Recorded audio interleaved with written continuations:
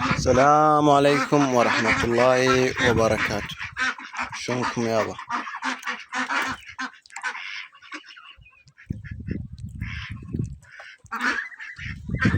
طبعا راح نبدأ بتنظيف الغرفة حتى سوينا مكان للتكريك. نجهزها فالله. طبعا اليوم ما اقدر اكملها لان عندي شوية شغل، بس هسه راح ننظفها ونرتبها.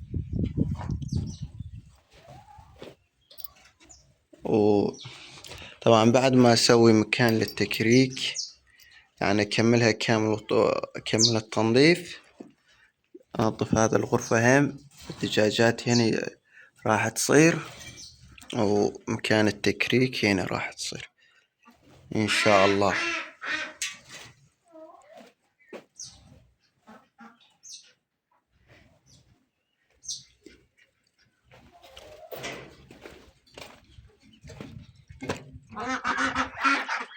طبعا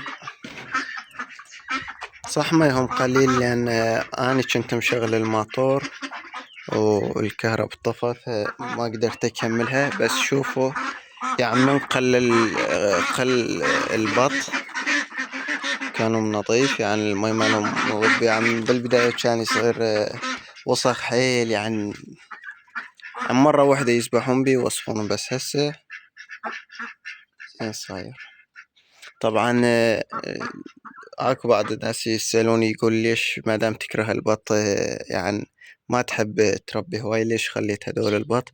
طبعا اني خليت هذول البط لان بالشتاء اني المزرعة مالتي الحمد لله وما شاء الله كبيرة، فيصير بيها هواي حشيش، فأنا ما يصير عندي مجال حتى أنظفها. فأي حشيش يطلع البط ياكله، يعني ما يخلون لك يطلع أي حشيش. فلهذا السبب خليتهم هدول البط. أنا أي حشيش يطلع قبل ياكلون وما يخلون، فلهذا السبب خليت هما 9. والله يمكن 9. 9 هما 9.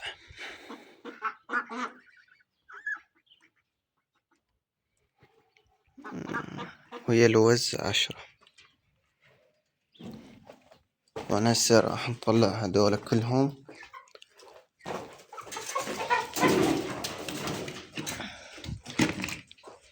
حتى نبدأ بتنظيف الغرفة.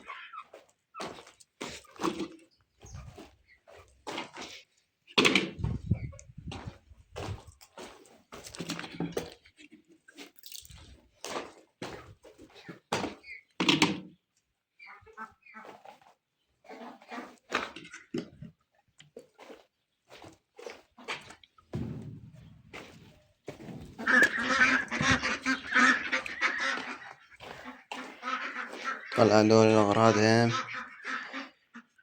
تنبدي بالتنظيف. طبعا كملت تنظيف.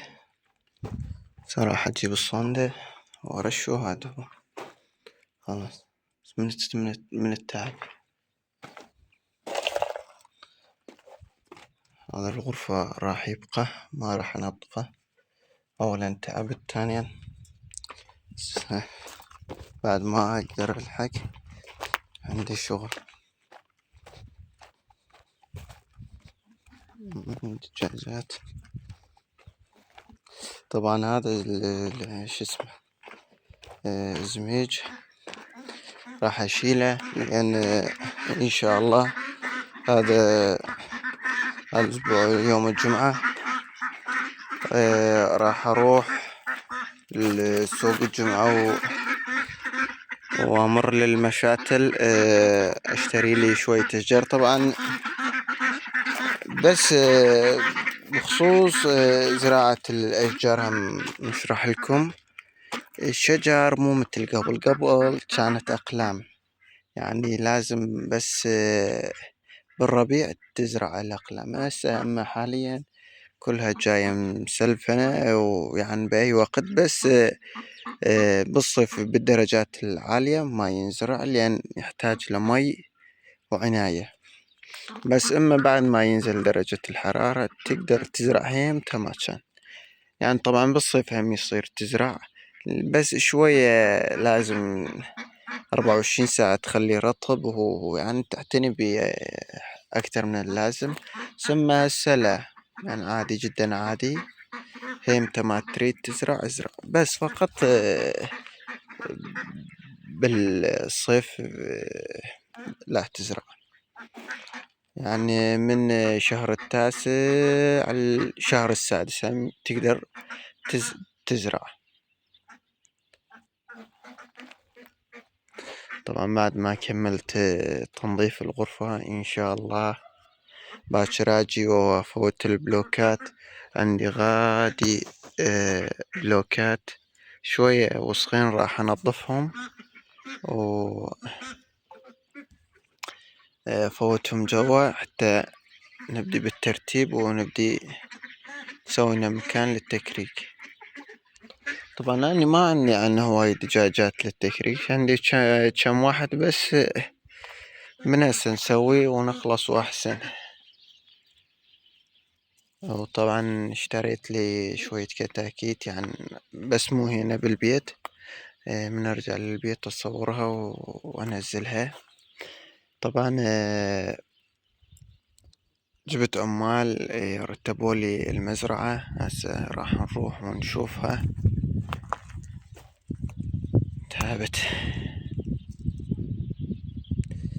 إن شاء الله يعني أجيب الولد، نسوي لهم عشاء ونبدي بالتنظيف المزرعة كامل، لأن مثل ما قلت وسبق هم قلت يحتاج إنه تنظيف للمزرعة.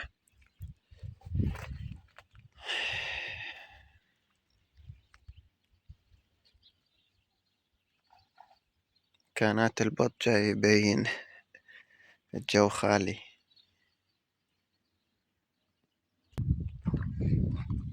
عدلناها.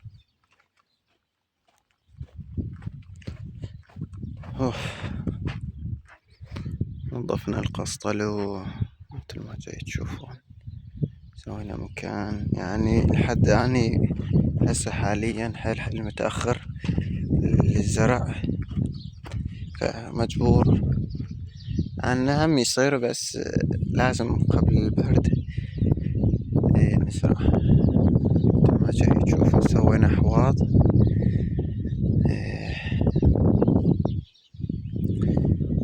إن شاء الله يجوز يعني ورا العشاء راح أجي أزرع، لأن هسه راح أطلع الشغل. تعبنا. مثل ما جاي تشوفون يعني أنا هو مسوي لي كم حوض كبير، أنا قلت له سوي لي إياهم صغار، ما أريد كبار يعني، وما دا نودي نسوي تجارة، يعني للبيت ونتسلى بيها. ورتبنا الحديقة هم ما جاي تشوفون. طبعا ما راح أزرع حاليا تيل، لأن التراب مالته بعد ما قوية. ليش التراب مالته بعد ما قوية؟ لأن إذا هسه أزرع من ننطي عليه مي ينزل، يعني يصير مكان عالي ومكان ناصي، يعني ما يصير زين، فإلا شوية التراب يصير قوي. يلا نبدي بالزرع تيل. طبعا إن شاء الله قبل الفيديو هم قلت إن شاء الله، وقبل شوية هم قلت باكر راح أروح العفو مو باكر، يوم الجمعة أروح نروح سوق الجمعة ونحكي لكم بأسعار الدجاج وأكتر نوع يمشي بالسوق، نجيب لنا أشجار نجيب لنا لا ما أجيب التيل.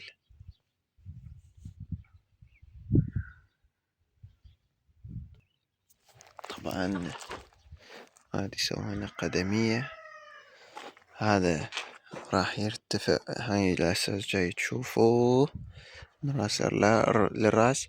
هذا شوية بعدنا البيت عن الرطوبة حتى ما يوصل للرطوبة. هذا راح يصير صب هذا كامل هذا، ونعلي الصب 10 سنتيمات من الحديقة.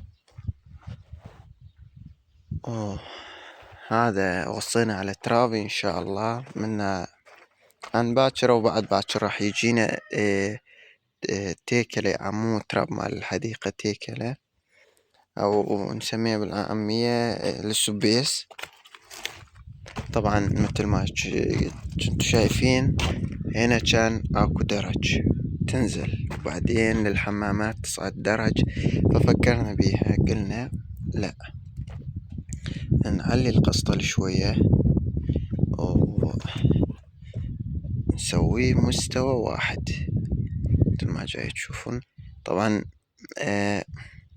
يجوز هنا يصير يعني مو عالي حيل حيل، تقريبا 10 سنتيمات 15 سنتيم تنزل باية على الجراج وللحديقة. يعني هم بدرج بس أحسن من القبل، يعني كنت تنزل باية وترجع تصعد للحمامات باية، فقلنا هذا الشي ما يصرف ما يصير. هذا البوري يحتاج إنه نقصها بعد، هذا يروح للقسطل طبعا يحتاج إنه بعد هي ماشرين عليها بالخط. لازم نقصها من هنا لأن ضربنا الليزر، فيحتاج إنه بعد قص. هذا ساف البلوك ما بنيناه ليش؟ لأن إذا أنا أبني يجي النجار يشلع على مود الخشب حتى من يضرب الخشب يقدر يطلع ينزل ويفلش الخشب من هنا يطلع. إذا نبني كامل وما ما يفلش فش يسوي؟ يضرب الخشب يوصل جوا ما يطلع بعد. فأي نجار يجي يوقع ساف بلوك يعني كامل إلا. طبعا أنا حاليا بعد ما مقتنع بيه، بس شو نسوي؟ مثل ما جاي تشوفون جاي يطلع أحجار. الحفارة ما قدر يحفر يعني، طبعا مثل ما جاي تشوفون مكان الحفارات هذه جات طلع تراب حفره، بس هنا طلع أحجار ما يقدر يحفره. طبعا اشتغل بيه 3 أيام. شوف الدجاجات من وين، هسه راح نشوفكم الدجاجات منين جاي يعبر. طبعا يحتاج لنا تحويلها لبلوكات اللي ورا. يا الله. طبعا جبت الخشب حتى لين عندنا صبة.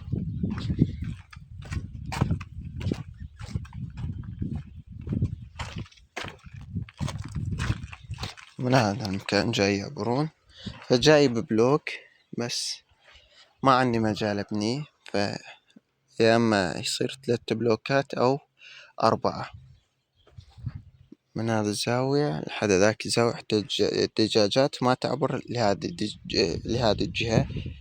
فهسه جاي تشوفون وين واقفين، وين جاي يعبرون. تعبنا.